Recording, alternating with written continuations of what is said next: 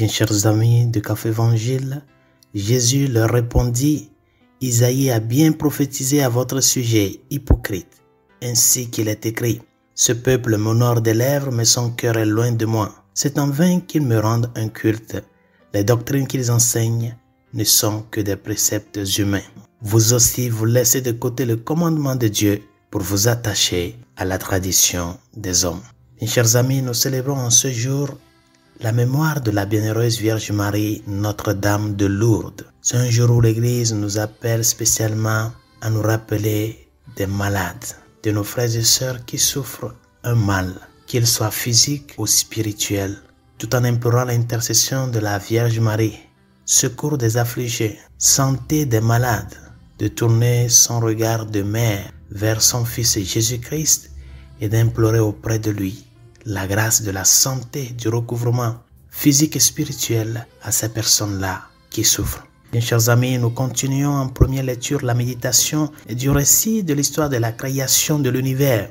Et le passage proposé à notre méditation ce jour, c'est la dernière partie de l'histoire de la création, c'est-à-dire la création du 5e jour, du 6e jour et le repos sabbatique, le repos du 7e jour. Bien-aimés dans le Seigneur, la première des choses à rappeler, c'est que la création est marquée par une activité dans l'ordre croissant. C'est-à-dire que Dieu a créé du plus petit au plus grand. Au fur et à mesure que les jours passent, la création s'oriente vers une certaine grandeur. Et quand vous voyez bien, le 7e jour de la création, c'est le jour du repos. Et c'est là le point culminant de la création. Vous voyez, l'homme est le plus grand de toutes les réalités créées, mais l'homme n'est pas la fin de la création. La fin de la création, c'est Dieu. Et c'est pour cela, le 7e jour, le jour du repos, c'est pour nous montrer que toute la création est appelée à s'orienter vers le Créateur, tourner les regards vers lui. Qu'est-ce que cela voudrait dire? Quand nous prenons toute l'histoire de la création, il y a 3 phases qu'on peut toutefois distinguer. La première phase, c'est la phase de la séparation. Le Seigneur, en créant la lumière, sépare la lumière des ténèbres. Après, il a séparé le firmament de la mer, c'est-à-dire que les eaux supérieures des eaux inférieures. Après, il a séparé la mer de la terre sèche avec une végétation. C'est ça la première phase. Vient après la deuxième phase, la phase de l'ornement. Comme il a déjà séparé, il a déjà mis tout à sa place, maintenant il va embellir la création. Et le 4e jour, on a vu la création du soleil, de la lune, des étoiles. Après, il y a la création des bestiaux, des bestioles, des animaux sauvages, des animaux marins. Et le 6e jour, la création de l'homme. Et la 3e phase de l'histoire de la création, c'est la dernière phase. C'est la phase du repos. Le repos divin, le 7e jour. C'est pour cela que je disais maintenant que toute la création s'achemine vers le 7e jour. C'est ce 7e jour qui va parvenir à son achèvement dans le Nouveau Testament avec le mystère de la résurrection du Christ. Ce mystère à travers lequel tout le mystère de la relation de l'homme avec Dieu va être appelé à s'orienter sur le jour du Seigneur, le jour de la résurrection. Ce jour où le Seigneur a rompu les chaînes de la mort pour nous montrer qu'il est le Dieu vivant.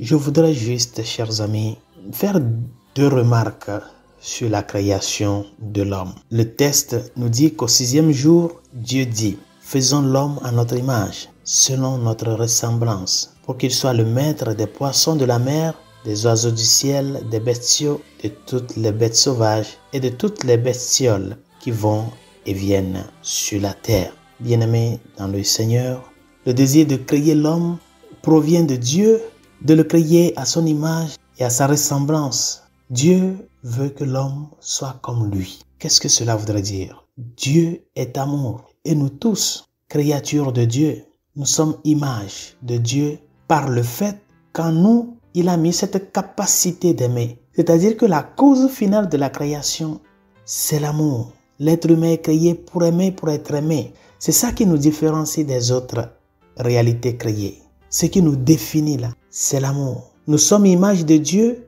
parce que Dieu est amour et par conséquent que nous devons aimer. Et on ne peut pas aimer ce que l'on ne connaît pas. Et Dieu aime à toute la création parce qu'il connaît la création. Il est son créateur. C'est Saint Irénée qui disait que l'homme est image de Dieu. Il est appelé à ressembler à Dieu. Nous sommes image de l'amour et nous sommes appelés à ressembler à cet amour-là qui est Dieu. C'est ça qui doit être notre préoccupation, chers amis. Tous les jours quand tu te lèves là, préoccupe-toi. Qu'est-ce que je dois faire aujourd'hui pour ressembler à Dieu dans la vie d'amour? C'est ça qui doit être notre préoccupation. Si chacun de nous se préoccupait de cela, qu'est-ce que je dois faire aujourd'hui pour pouvoir manifester mon amour à Dieu et aux hommes, pour ressembler à Dieu dans cet amour vrai et vif? Si nous avons cette préoccupation, le monde aurait changé. C'est ça la vocation des chrétiens, chers amis. La deuxième chose que nous dit le récit de la création de l'homme, c'est la bénédiction originelle que Dieu a donnée à l'homme en le créant. Et qu'est-ce qu'il y avait dit dans cette bénédiction? Dieu les bénit et leur dit: soyez féconds et multipliez-vous, remplissez la terre et soumettez-la. Soyez les maîtres des poissons de la mer, des oiseaux du ciel et de tous les animaux qui vont et viennent sur la terre.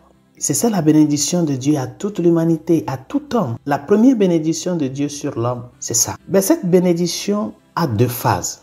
Il y a la phase de la procréation, la fécondité. Et la deuxième mission qui incombe cette bénédiction, c'est de prendre soin de la réalité créée, de prendre soin de la création. Soyez des maîtres. Yahvé ne dit pas soyez des propriétaires. Nous ne sommes pas les propriétaires de la création, c'est Dieu qui est le créateur. Nous sommes juste des gardiens. Chers amis, c'est très important, ces deux aspects-là de la réalité de la création de l'homme. Et aujourd'hui, notre société a besoin de faire lumière sur ces vérités. Tu es créé à l'image de Dieu.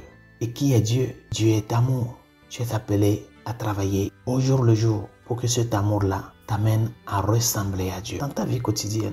C'est cet amour qui a amené le Seigneur à donner la vie pour l'humanité. Et c'est au nom de cet amour pour l'homme que Jésus, dans l'évangile de ce jour, interpelle les pharisiens sur ce qui est le plus important de la loi. Justement cet amour-là.